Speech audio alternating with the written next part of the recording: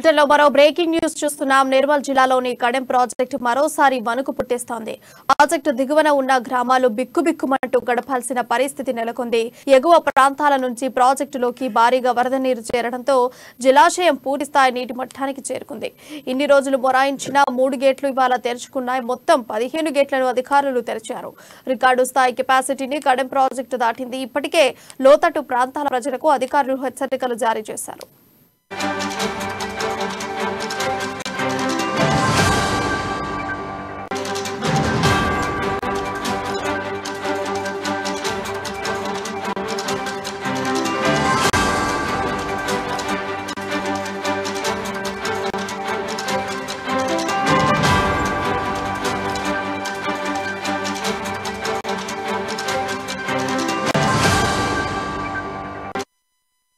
నిర్మల్ జిల్లాలోని కడెం ప్రాజెక్టు మరోసారి వణుకు పుట్టిస్తోంది. ప్రాజెక్టు దిగువన ఉన్న గ్రామాలు బిక్కుబిక్కుమంటూ గడపాల్సిన పరిస్థితి నెలకొంది. ఎగువ ప్రాంతాల నుంచి ప్రాజెక్టులోకి భారీగా వరద నీరు చేరడంతో జలాశయం పూర్తి స్థాయి మట్టానికి చేరుకుంది. ఇక దీనిపై మరింత సమాచారం మా ప్రతినిధి జోషి తెలియజేస్తారు. జోషి, చెప్పండి, మీ దగ్గర ఉన్న అప్డేట్స్ ఏంటి?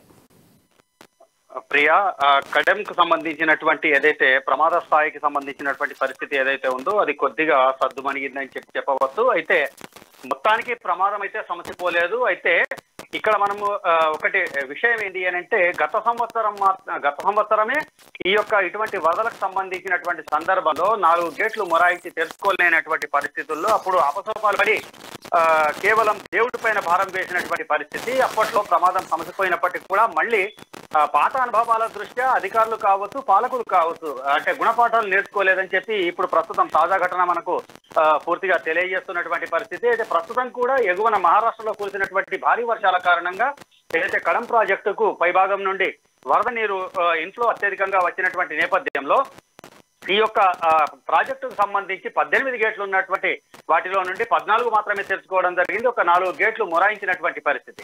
అయితే ఎంతో అపసోపాలు పడి దీనికి సంబంధించి దిగువ అంటే ఏదైతే లోతట్టు ప్రాంతాలు ఉన్నాయో అక్కడికి సంబంధించినటువంటి జనాలందరినీ కూడా పునరావాస కేంద్రాలు, సురక్షిత ప్రాంతాలకు తరలించినటువంటి అధికారులు స్వయంగా రాష్ట్ర మంత్రి ఇంద్రకరణ్ రెడ్డి దేవుడిపై భారము, దేవుడిపైనే నమ్మకము అనేటటువంటి ఏవైతే వ్యాఖ్యలు చేశారో దాన్ని బట్టి చూస్తే ప్రమాదానికి సంబంధించినటువంటి ఏదైతే నివారణ చర్యలు ఉన్నాయో అవి నిపుణుల చేతుల్లో లేకుండా కేవలం దేవుడిపైన భారం వేసినట్లుగా చేతులు ఎత్తేసినటువంటి పరిస్థితికి అద్దం పడుతున్నటువంటి నేపథ్యం.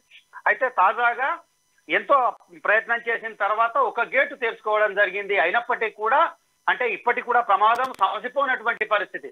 ఇప్పటికైతే ఇన్ఫ్లో కొంత తగ్గడము, ఒక గేటు ఓపెన్ కావడం జరిగింది. మొత్తానికి 18 నుండి 15 గేట్ల నుండి అవుట్ ఫ్లో వదులుతున్నటువంటి పరిస్థితి. అయితే ఒకవేళ ఈ రాత్రి కనుక ఎగువ ప్రాంతంలో మళ్ళీ భారీ వర్షాలు కనుక చోటు చేసుకున్నట్లయితే ఈ ఓపెన్ అయినటువంటి ఒక గేటు కూడా అక్కడ ఏ విధంగా కూడా అక్కడకు రానటువంటి పరిస్థితులు అయితే తలెత్తేటటువంటి అవకాశాలు ఉన్నాయి.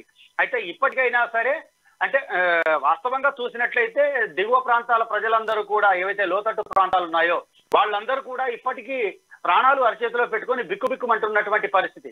ఒకవైపు తరలింపు చర్యలు చేపడుతున్నప్పటికీ కూడా ఇటు ప్రాజెక్టుకు సంబంధించినటువంటి పనులు కావచ్చు, అటు అవి కావచ్చు, తరలింపుకు సంబంధించినటువంటి చర్యలు, ఈ రెండింటి మధ్య కొంత అంటే వర్షం ఉన్నటువంటి నేపథ్యము, అలాగే రోడ్లు కూడా ఇటీవలి వర్షాలకు ధ్వంసమైనటువంటి పరిస్థితులు ఉన్నటువంటి నేపథ్యంలో మొత్తానికి అదంతా ఈజీగా అయ్యేటటువంటి పరిస్థితులు అయితే కనిపించట్లేదు. కానీ ఇప్పటికీ ప్రమాదం కొంత శాంతించినట్లు తెలుస్తున్నప్పటికీ కూడా ఈ రాత్రికి భారీ వర్షాలు కనుక కురిసినట్లయితే మళ్ళీ పరిస్థితి మొదటికి రావడమే కాకుండా మళ్ళీ కడెం ప్రాజెక్టు డేంజర్ జోన్ లోకి వెళ్లడం ఖాయం అనేటటువంటి విషయం మాత్రం మనకు స్పష్టంగా తెలుస్తోంది. Priya, right, thank you Joshi.